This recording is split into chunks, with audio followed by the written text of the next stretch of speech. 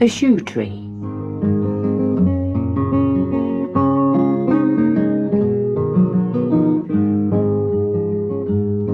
John and Marion were watching their father dig the garden.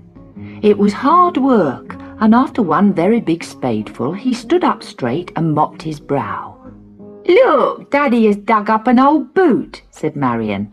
"What are you going to do with it?" asked John. "I'm going to bury it right here," said Mr. Martin. "There's an old wives' tale that says if you put an old shoe under a rhubarb plant, it grows much better." Marion giggled. "Will the boot grow?" "Well, if it does, we'll have stewed boot for tea." And he buried it. Later in the spring, gales blew down the rhubarb, and Mr. Martin went to pick the broken stalks. He noticed a new plant growing in the rhubarb patch. He didn't pull it up, though, because he wanted to find out what it was. He looked all through his gardening books, but he couldn't find anything like it. "I've never seen a plant like this before," he told John and Marion.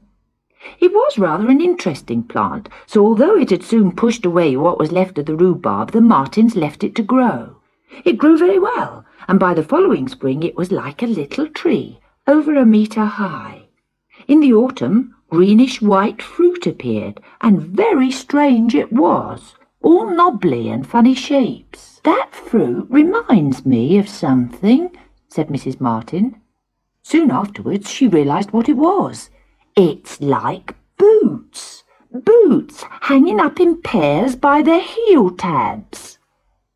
"They really are like boots," said John in amazement, touching the fruit. "Did you say boots?" said Mrs. Tripp, the next-door neighbour, peering over the garden wall.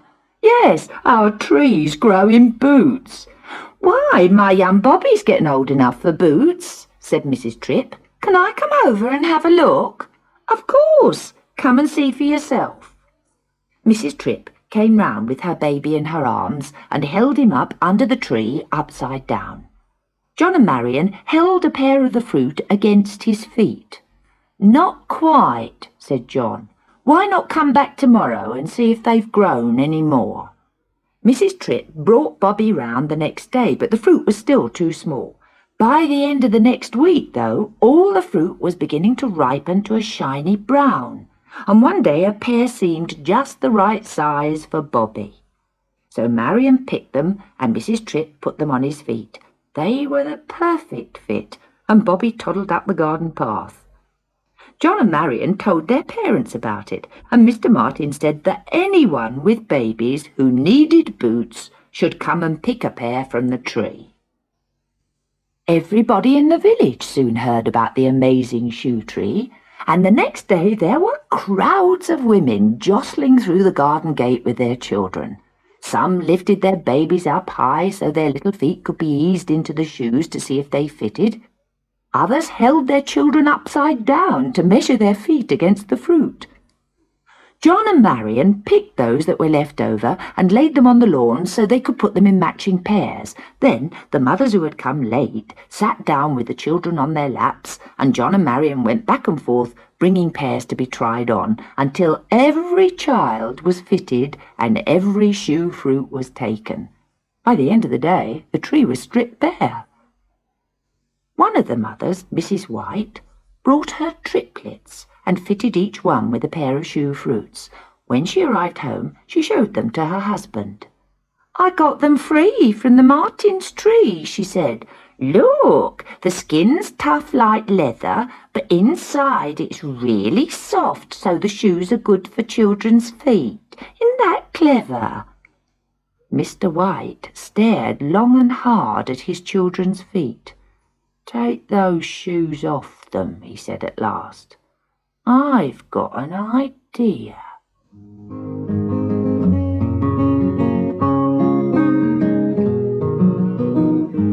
The next year, the tree produced bigger fruit, and because the children's feet had grown, they all found shoes to fit. And that's what happened every year. The shoe fruit grew to match the growing feet of the children. Then, one year, a huge sign appeared outside Mr. White's house. "White's Homegrown Shoes Limited, it read in large brown letters. "He's been very secretive about that field at the back of his house," Mr. Martin said to his family, "and now I see why. He's planted all those shoes we've given his children in the past few years, and now he's got dozens of trees, the sly old fox." "They say he's going to make a fortune out of it," said Mrs. Martin bitterly. It certainly seemed as if Mr. White was going to make a lot of money.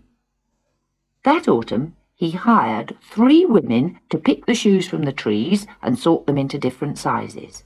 Then the shoes were wrapped in tissue paper, packed in boxes, and sent to the nearest town to be sold at £5 a pair. Mr. Martin gazed out of the window, and he saw Mr. White drive past in a brand new car. "I never thought of making money out of my tree." "You never have been much of a businessman, love," said Mrs. Martin kindly. "Anyway, I'm glad all the village children can have free shoes." One day, John and Marion were walking in the field beside Mr. White's orchard. Mr. White had built a high wall to keep people out, but on top of the wall a boy's face suddenly appeared. He was their friend, Ricky. He lifted himself over the wall and jumped down beside John and Marion. "Hello, Ricky," said John. "What were you doing in Mr. White's garden?" The boy grinned. "You'll see." And he ran about in the long grass, picking up shoe fruit till his arms were full. "They're windfalls from the orchard. I threw 'em over the wall, and I'm going to take 'em home to my gran. She's going to make another shoe fruit pie." "A pie?" said Marion. "I never thought of eating it. What's it like?" "Well, the skin's a bit too tough, but if you cook the inside with lots of sugar, it's very nice. My gran makes lovely pies with it. Come round and have some if you like." So John and Marion helped Ricky carry his shoe fruit round to his grandmother's caravan, and they all had a piece of her pie. It had a rich sweet taste, stronger than apples, and very unusual. John and Marion thought it tasted lovely, and when they went home they picked some of the fruit that was left on the tree in their garden. "Let's bake it," said Marion. "I've just learned how to make baked apples at school." Marion and John cooked their shoe fruit with raisins stuffed inside, and when their parents came home from work they served it up, topped with cream. Mr. and Mrs. Martin liked the fruit as much as the children did. As he finished, Mr. Martin began to chuckle. "Here, I've had a marvellous idea." The next day he drove his old car into town, the boot filled with boxes of shoe fruit. He stopped at the street market and spoke to a stall-holder. Then he began to unload the car. The stall-holder wrote something on a large sign and stuck it on his stall. Soon a crowd of people had gathered round. "Look at that! Shoe fruit! 25p a pound."